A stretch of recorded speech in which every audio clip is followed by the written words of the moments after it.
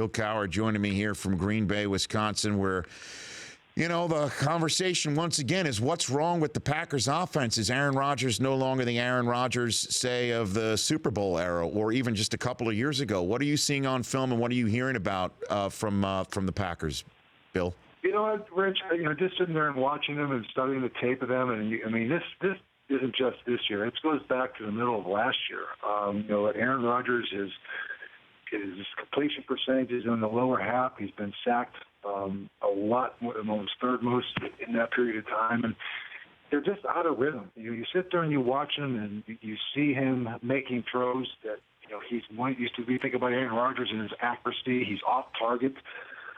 His decision-making throwing went right into the hands last week of a Dallas defender, and receivers at this point are not getting separation. So I think it's a lot of different factors at this point. And now you're going into a Thursday night game, and you're trying to figure out who you're going to have as a running back.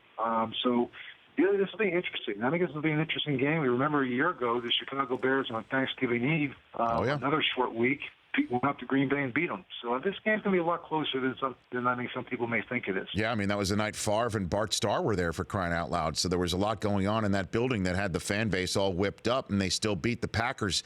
But, one of the third-rail subjects, other than Rodgers maybe not being the Rodgers of old anymore, Coach, is the fact that he doesn't believe in the McCarthy-called offense anymore, that some of the things that he's doing out there is to try and take things on his shoulders rather than execute the play call because he may not believe in it anymore. Do you lend any credence into any of that?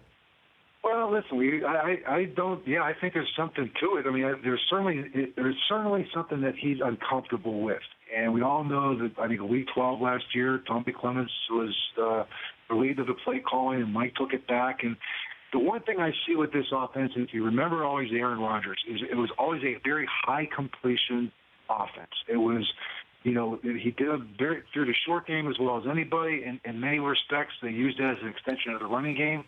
But when you see his completion percentage be as low as it is right now, and you watch them now, and it's all the shots down the field, I'm not sure they have the players, number one, that can run that type of offense. And, number two, I think they need to get back to what they once were. So there's definitely